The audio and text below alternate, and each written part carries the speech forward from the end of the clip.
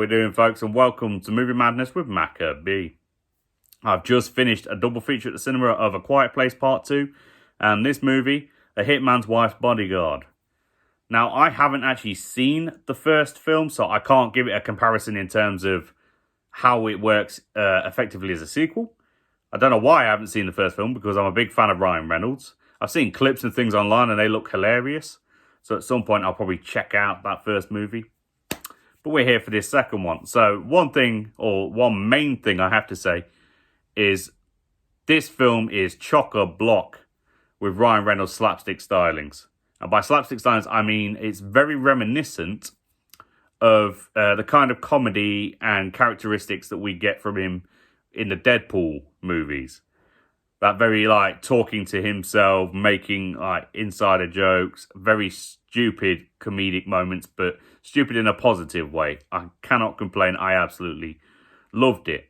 Samuel L. Jackson, not really a character actor that you expect to see much in a comedic role, but he does fantastically in this film. Because we get, with a guy like him and the kind of roles that we've seen for the majority, action is where he's at, but we do get a nice sense of his comedic timing in this particular movie, and I had absolutely no complaints. I think the script that was put together for this is just filled with a lot of foul language and stupidity, and I think that's the whole point. It's not a movie that takes itself too seriously, which I know as a comedy film you never expect a seriousness anyway. But there are some films out there that are supposed to be comedic that kind of overthink everything, and it kind of complicates it and causes problems. This one is more of a on the fly, improvised kind of sense that you're getting from it. It would not surprise me if half this stuff really was just improvised on the spot. But we get some absolutely fantastic performances from it. Selma Hayek as well, she's in it. She gives us a stellar performance, very comedic, very ridiculous. She plays a lot to her heritage. Now we get a lot of switches between English and Spanish, and the way that she uses the language barriers and her language barriers as well.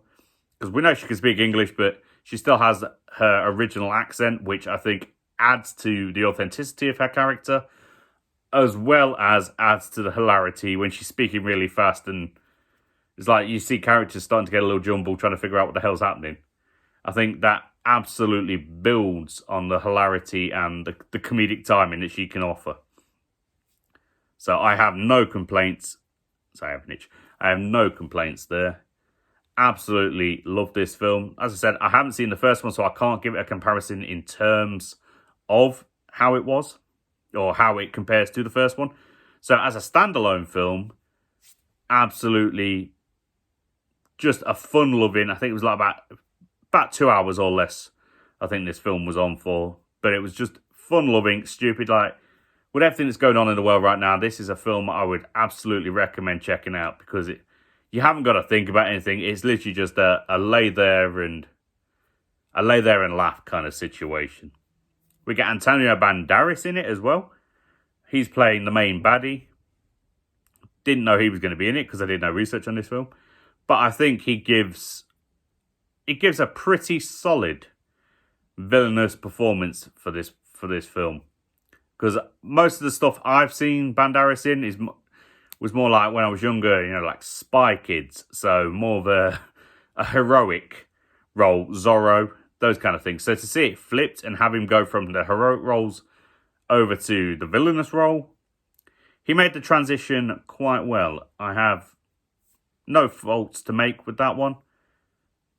He was an interesting casting for me, but I think when you get into the film, you see the storyline of how he connects. It kind of makes sense. He looks the role of the rich villainous guy, private yacht. Big, well, maybe not big, but small private army, We've seen this kind of characteristic 1,000 times before, but he does manage to bring his own air of originality to it, so got to give him his dues on that one. One random thing I've got to state is in the credits, it credited Gary Oldman as being in the film. Now, he must have been heavily made up, or I must have just been, it must have been a blink and miss it moment, because I did not remember seeing him in this film. So I'm going to have to do a little research and find out what the heck that was all about. But overall, if I was to give this film a letter grade, I would say between all of its over-the-top action, the slapstick comedy, and everything that comes between, I'd probably give this film... I'm going to give it an A-,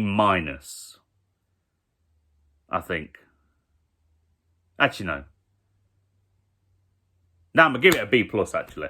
Because there were some areas where I think it could have been... It got a little bit too stupid. Not very often, but one or two areas it got a little bit too stupid. And there was like one or two bits of action sequence that, even though I know it's over the top, really weren't necessary. But that's the fun and games when we have these kind of films. So yeah, well, I'm happy with a solid B+. Maybe a B++. Not quite an A, but B++. So that's everything I had for you on this one, folks. Let me know down below if you've seen this film and what your thoughts were. And otherwise, stay safe. Have a good day, night, evening, afternoon, or whatever the hell it is, wherever the hell you are. Movie Madness, Maka out.